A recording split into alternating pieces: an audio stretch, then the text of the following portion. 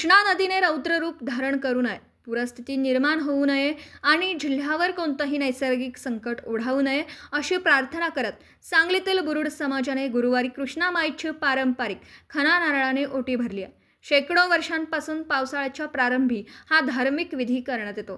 नदीकाठी विधिवत पूजा करून खणा नारळ, फुले, हळद कुंकू अर्पण करण्यात आला।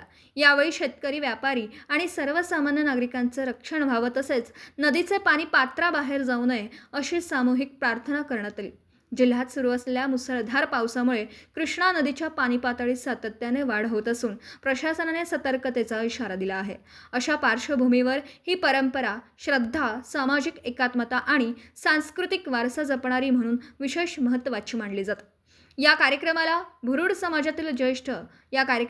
समाजाचे अध्यक्ष शशिकांत नागे, बुरुड समाजाच्या विद्यमान नगरसेविका सौ मनीषा कुकडे, भाजपचे जिल्हा उपाध्यक्ष संदीप रामचंद्र कुकडे, नगरसेवक उदयदादा बेलवलकर, नगरसेवक केदार खाडीलकर, माजी नगरसेविका उर्मिला बेलवलकर, राजू पळसे, अमर सपाटे, संतोष आर्टे, विनोद आर्टे, मनोज सूर्यवंशी, गणेश कुकडे, दादासाहेब शिरगावकर, अभिजित कुकडे, सचिन कुकडे, प्रदीप कुकडे आणि संतोष कुकडे यांच्यासह समाज बांधव आणि महिला व भाविक मोठ्या संख्येने उपस्थित होते।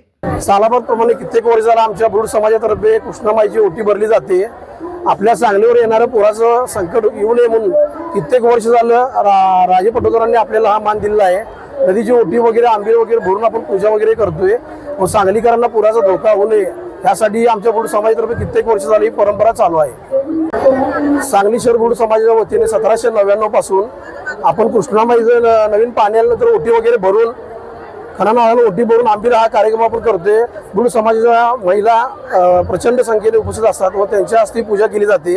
इथून लग्न होऊन बाहेरच्या गावी जे गेलेले आहेत त्याही महिला आजच्या दिवशी इथं येऊन नदीची पूजा वगैरे करतात व नदीचं पूर येऊन सांगली शहरामध्ये पाण्याचं काय कोप होऊ नये म्हणून ही परंपरा कित्येक शेकडो वर्ष चालू आहे।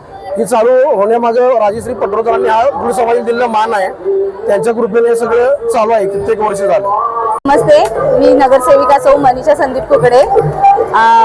आंबील हा कार्यक्रम आम्ही दरवर्षी नदी स्वामी समर्थ घाटावर गेली 150 ते 200 वर्ष करत आहोत। माता भगिनी इथं सर्व खणा नारळाने ओटी भरतात। हा कार्यक्रम बुरुड समाजातर्फे घेतला जातो। कृष्णामाईची ओटी भरली जाते कारण महापूर खूप मोठ्या प्रमाणात येतो। तशाप्रमाणे यावर्षी पण महापुराची शक्यता आहे। बुरुड समाजातर्फे दरवर्षी आंबीलचा कार्यक्रम स्वामी समर्थ घाटावर होत असतो, त्यामुळे आम्ही दरवर्षी खणा नारळाने कृष्णामाईची ओटी भरतो।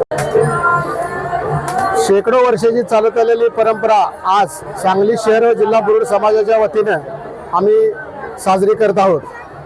ह्या परंपरेचं वैशिष्ट्य म्हणजे येणाऱ्या नदीचा महापूर या आमच्या पूर्वजांनी ह्या महापुराचा कोप आपल्या समाज बांधवांना व इतर समाज लोकांना नदीकाठच्या होऊ नये म्हणून राजे पटवर्धनांनी ही सांगली शहरातले बुरुड समाजाला हा मान दिलेला आहे। हा मान जवळजवळ 125 ते 150 वर्षापूर्वीपासून आम्ही ही परंपरा चालत आलेला आहे। नदीचा शृंगार करणे, साती आसऱ्याची नदीवर गादी करणे, त्याचे पूजन करणे, साती आसरा म्हणजे साती देवींची आरास करणे, दही, आंबील, खणी, ओटी यांचा साज करून आम्ही त्यांना अर्पण करणे आणि त्याच्या ज्या 7 आरत्या आहेत त्या आरत्या आम्ही म्हणून सर्व महाराष्ट्रातल्या इतर ज्या आमच्या भगिनी व इतर समाजाशी गेलेले अशा सर्व या एक दिवशी या कार्यक्रमाला उपस्थित राहतात आणि या आम्ही परंपरेनुसार बुरुड समाजाच्या वतीनं हा आम्ही कार्यक्रम संपन्न करतोय।